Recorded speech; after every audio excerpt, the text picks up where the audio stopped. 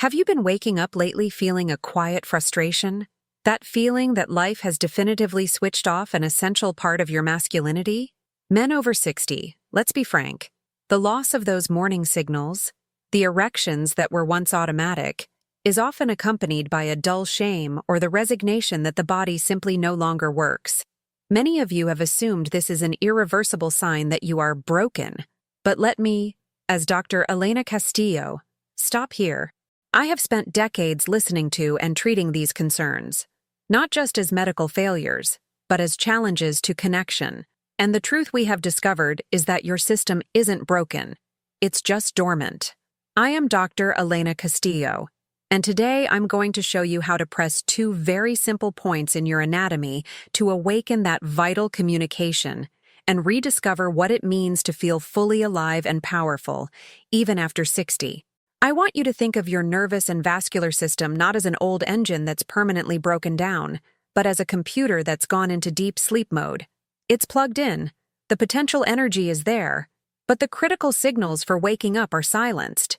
You lie down, your body enters a nightly repair cycle, and instead of the nervous system sending the message of full alertness and amplified vascular flow, which is what produces a morning erection, the messengers have fallen asleep along the way. This phenomenon isn't a failure, but a latency. Conventional medicine often diagnoses this latency as a definitive failure, attributing it solely to low testosterone levels or widespread vascular obstruction. While these factors contribute, the key factor that is overlooked is neurological latency and the inactivity of the small peripheral blood vessels that supply the cavernous tissue. Imagine an orchestra. In youth, all the musicians, hormones, nerves, blood vessels, play loudly and in perfect sync. Over time, the conductor, the brain, continues to give the signal, but the background musicians, the peripheral nerves and the fine blood vessels in the pelvis, have turned down the volume. They haven't thrown away their instruments. They're simply in a low-energy state, waiting for a stronger signal to activate. They've entered silent mode. The reflex circuit that generates spontaneous rigidity, for example, during REM sleep, is a pure communication mechanism. When we stop using this circuit vigorously, or when chronic stress and sedentary habits dampen it, the neural pathways and vascular channels become sluggish. Communication between the command center, the brain, and the target, the erectile tissue, becomes slow and weak. Many men rightly assume that if their body doesn't give them this sign of life upon waking, it's because the ability has been completely lost. And this is the point I want to dismantle. The ability hasn't been lost. The priority of communication has. This is incredibly encouraging because it means we don't need to build new pathways. We just need to clear and amplify the signal on existing ones. If the problem were structural and irreversible, if the hardware were truly broken, the only solution would be surgery or very aggressive pharmaceutical treatments. But if the problem is one of communication and latency, we can use simple, natural tools to reactivate that internal dialogue. We're talking about reintroducing a stimulus that your body already recognizes, but has forgotten how to automatically generate or prioritize. Think of a muscle you haven't exercised in years. It hasn't disintegrated, but it has lost tone and responsiveness. To awaken it, we need a specific stimulus at the correct anchor point. Therefore, we will focus on two key points that act as master switches for the pelvic neurovascular response. These are not mysterious acupuncture points. They are well-defined anatomical areas that overlap with vital nerve bundles and vascular concentrations. When intentionally and methodically activated, these areas send a shockwave of alert throughout the dormant system, awakening the orchestra to play with vigor once more. The first point focuses on nerve reactivation, which is crucial for sending that clear signal from the brain down. The second point focuses on deep vascular reactivation, which is where the physical bottleneck of the response lies. When we work on these 2 points in an integrated way, we're not just looking for an immediate response, but we're retraining the system to gradually put neurovascular communication back on autopilot, restoring that morning signal of life and energy you thought was lost. To understand the first point, we must look beyond the pelvis itself and focus on the base of the spine, We call this first switch the sacral decompression point. For the neurovascular orchestra of the pelvis to function, the signal must be clear. Think of the wiring coming out of the central fuse box. If the wire is pinched or under constant tension at its origin, the signal reaching the final switch will be weak, intermittent, or non-existent. The control center for erectile function and genital response, lubrication and engorgement, is located in a key region of the spinal cord known as the sacral plexus, specifically at the level of the S2, S3, and S4 sacral vertebrae. These nerves are responsible for sending the command to open the gates and increase sensitivity. In the modern world, dominated by sedentary lifestyles, poor posture, and chronic stress, this area, the sacrum, which forms the triangular base of our spine, is often compressed. This is not only due to the hours we spend sitting on it, but also because the deep muscles surrounding it, such as the piriformis and the external hip rotators, tense up protectively. When these muscles tense up, they act like a subtle tourniquet, pinching or irritating the nerve roots that should be transmitting the signal. It's a physical interference that silences the message. The sacral decompression point focuses precisely on releasing this interference. It's not about massaging the prostate or genitals directly. It's about clearing the neural signal pathway so that when the brain sends the command, it reaches the target tissue with maximum power and clarity. To access this switch, we need to integrate movements that release tension in the pelvic floor from above, through stretching and conscious mobilization of the sacroiliac joint and the deep gluteal region. A practical example of how you can begin to activate this switch is what I call the deep seat activation. It's not just a stretch, it's an awareness practice. Most of us feel tension in our lower back or hamstrings, but we rarely feel the deep stiffness that envelops the sacrum. Think of it this way.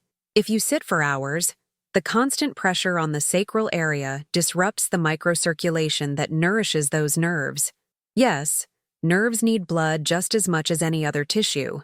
If the supply of oxygen and nutrients is reduced at the nerve's point of origin, its ability to transmit electrical impulses effectively decreases dramatically.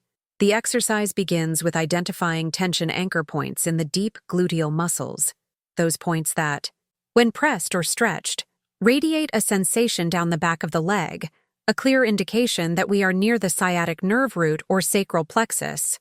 By methodically releasing and softening these muscles, we are not only relieving tension, but also allowing the nerve roots to breathe again. We are untangling the pinched wiring. The goal of deep seat activation is threefold. 1. Improve pelvic posture. By better aligning the sacrum, uneven pressure on the nerve roots is reduced. 2. Restore local blood flow. By releasing muscle tension, better nourishing blood flow is allowed to the nerves themselves. 3. Amplify the neural signal. By reducing physical interference, the arousal or activation signal from the brain travels unimpeded, reaching the penis or clitoris with the strength it should have. When this neural switch is activated, we notice subtle changes that go beyond sexual response. There's a greater sense of wholeness at the base, less dull pain, more freedom of hip movement, and, crucially, a heightened sense of alertness in the pelvic region. Suddenly, a stimulus that was previously ignored by the nervous system is now recognized and prioritized. It's like replacing an old, rusty copper cable with a fiber optic one. Once we've worked on neural decompression at the base of the spine and the sacral plexus, we've achieved the first major step, ensuring the activation message is traveling clearly. But a clear message isn't enough if the plumbing is clogged. That's why the second switch focuses on deep vascular reactivation. Let's talk about plumbing now. If the perineum, our first pressure point, was the neural command center, the fiber optic, the second switch is the deep flow point. This is the hydraulic pumping and distribution station. As I mentioned, a clear message isn't enough if blood flow is poor. A full sexual response, a strong erection, robust clitoral vasocongestion, or abundant lubrication is fundamentally a vascular event. It requires a rapid and sustained influx of blood. The frustration many people experience is not because their heart isn't pumping enough blood, but because the access roads to the pelvis are congested, or worse, strangled. The challenge of vascular strangulation. The blood vessels that carry vital blood to the sexual organs, primarily the internal pudendal arteries, are highly vulnerable to chronic muscle tension. These arteries don't travel alone. They pass through a complex network of deep hip and pelvic floor muscles, including structures like the piriformis and obturator internus. If you spend a lot of time sitting, if you manage high levels of stress that lead you to unconsciously tense your pelvic floor, or if you have asymmetrical movement patterns, these muscles become overactive and tense. When this happens, they act like silent tourniquets, compressing the arteries that pass beneath or between them. The result is a steady reduction in blood flow that, over time, degrades physical response. Erections may become less firm, sensitivity decreases, and the ability to maintain thickening or lubrication is drastically reduced. Activating deep flow, releasing the tourniquet. The goal of the second switch is to release the surrounding tissues that are creating this vascular restriction. This is achieved through a deep myofascial release technique focused on the large hip and gluteal muscles that are directly involved in accessing the pelvis.